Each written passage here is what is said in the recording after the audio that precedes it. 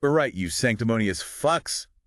Want to talk about a religious clusterfuck? Play it on me. Okay, strap in, because we're diving headfirst into the Temple Mount. This shithole's holy to, like, everyone. Jews, Christians, Muslims, they all want a piece of the action. Yeah, it's a real powder keg. Even the names for this place are loaded. Hit me with them. Jews call it Temple Mount, makes sense, right?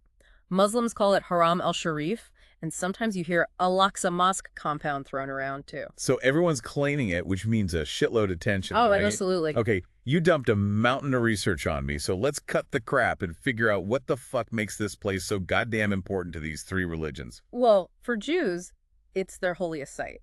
Okay, but why though?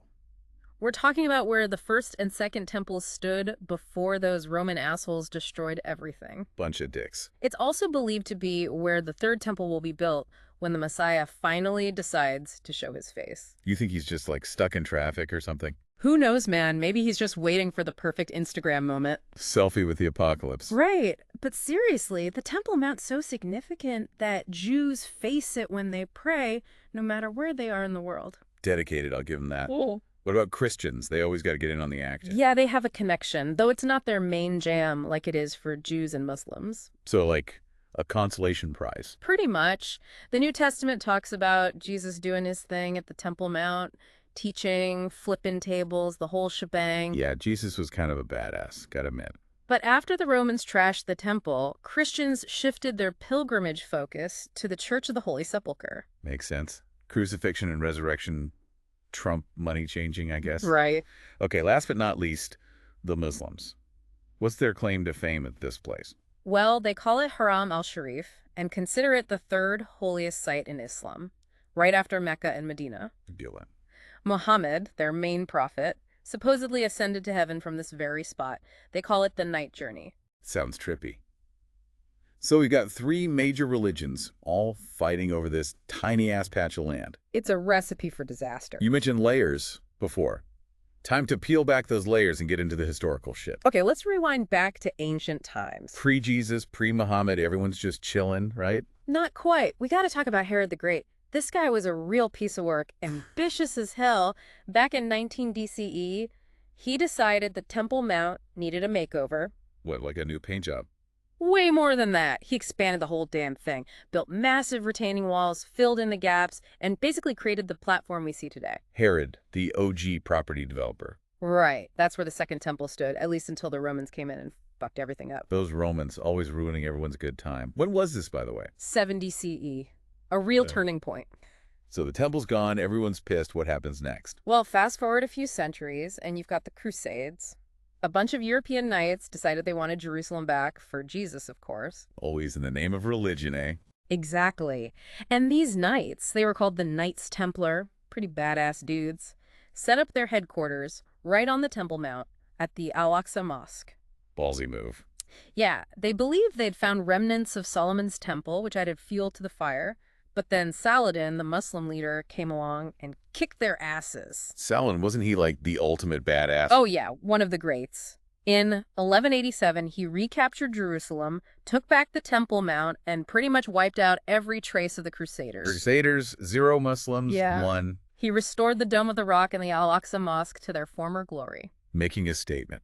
So who was running the show after Saladin's victory lap? The Mamluks came in, another Islamic dynasty, added their own architectural flair, built some new buildings. Then came the Ottomans. They ruled for, like, centuries. Long-ass time. Yeah, they even let Jews access the Temple Mount for a while, but that ended after some nasty riots in 1929. So much for religious tolerance. When did Israel get involved in this whole mess? That's when shit really hits the fan. We're talking about the Six-Day War in 1967. Israel captured East Jerusalem, including the Old City and, of course, the Temple Mount. Game changer. Huge moment for Jews. They saw it as, like, a prophecy fulfilled. Can't imagine the Muslims were too thrilled about that. Not exactly. The chief rabbi of the Israeli Defense Forces, Shlomo Goren, even celebrated with soldiers on the Temple Mount after the capture. Right in their faces. Bold move. But here's the kicker. Instead of keeping the site, Israel gave control back to the Islamic Waqf. Wait, they won the war but gave the keys back. What the fuck? It was a play for peace, trying to keep things from boiling over. They called it the status quo agreement. Status quo. Sounds like a load of bullshit if you ask me. It is kind of, they never actually wrote anything down, so it's open to interpretation. No contract. That's begging for trouble. Big time. And that's where we're at today. This fragile, unwritten agreement with everyone tiptoeing around, trying not to set off a holy war. Sounds like a fucking mess. It is. But that's the Temple Mount for you. All right, we've barely scratched the surface of this holy shit show.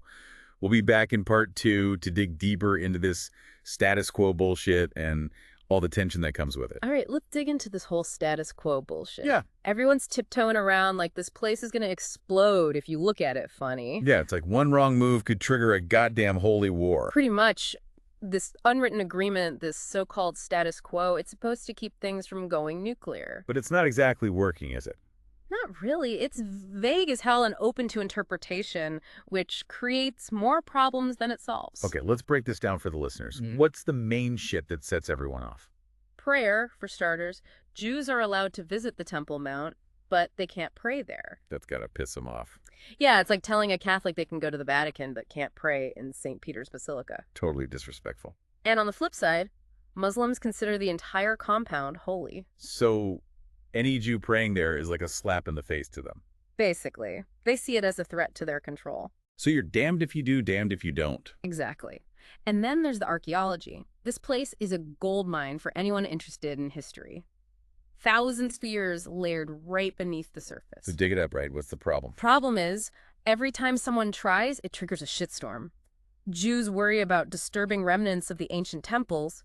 Muslims think it's a ploy to legitimize Jewish claims. So archaeology, a supposedly neutral field, gets dragged into the religious and political bullshit. Yep. And to make matters worse, you've got fringe groups on both sides trying to stir the pot even more. Oh, yeah. Like who? On the Jewish side, you've got groups like the Temple Mount Faithful. They're dead set on rebuilding the Third Temple. Hold up. They want to build a new temple right on top of the Dome of the Rock. Yep. Pretty controversial, to say the least. Sounds like a recipe for disaster. What about the Palestinians? They've got their own groups, spreading paranoia, claiming Israel's going to destroy Al-Aqsa Mosque and take over the whole damn place. Everyone's suspicious of everyone else. What a fucking mess. It's a vicious cycle, and social media doesn't help. It just amplifies the fear and conspiracy theories. We talked earlier about Jewish prayer on the Temple Mount. Yeah. Didn't you say some rabbis actually forbid Jews from even setting foot there? That's right. It's a whole other layer of complexity. A lot of Orthodox Jews believe it's forbidden to enter the Temple Mount because of ancient purity laws. They're afraid of accidentally stepping on sacred ground. So it's a religious taboo on top of everything else. Exactly. But there are also some Jews, particularly in the more modern branches, who believe certain areas are okay to visit. So they're finding loopholes in the rules. You could say that, but it's still a huge debate, no clear consensus. All right, so we've got this unwritten status quo. Nobody can agree on who can pray where. Fringe groups are causing trouble, and we're all one step away from a holy war. Pretty much sums it up. How the hell do you even begin to solve a problem like this? Honestly, it's going to take a miracle.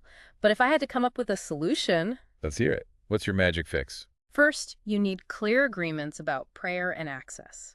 Maybe designate specific times for each religion or create separate areas within the compound. Sounds like a logistical nightmare. It would be tough, but not impossible. Think of it like religious traffic control, making sure everyone gets their turn and their space. Okay, but what about the archaeology? Are we just going to ignore all the history buried under there? No way. Archaeology is crucial. But it has to be done carefully, with respect for everyone's beliefs. Imagine a team of Jewish, Muslim, and Christian archaeologists working together. Working together. In the Middle East. You're dreaming. Maybe. But it all comes down to dialogue. Open and honest communication where everyone feels heard and respected. That's the only way to build trust and break down the walls that divide us. Big ask.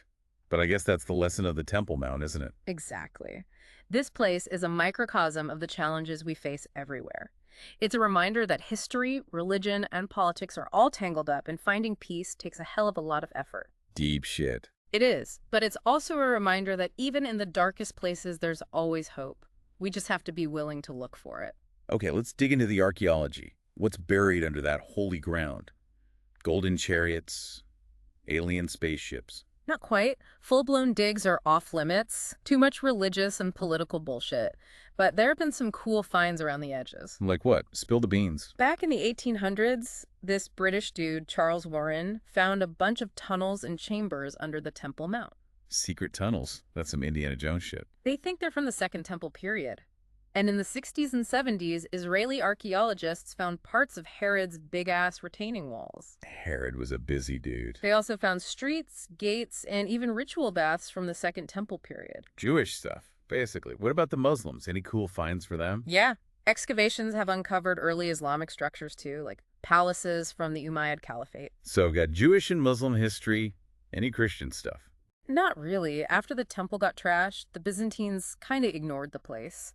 They were more focused on the Church of the Holy Sepulchre. The crucifixion and resurrection site. Makes sense.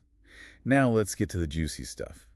I've heard rumors about people messing with the evidence, destroying things, changing things to fit their narrative. What's the deal with that? Yeah, there are accusations flying around on both sides. Jews and Muslims have both been accused of screwing with the evidence. So it's a battle of, my history is better than yours. Pretty much.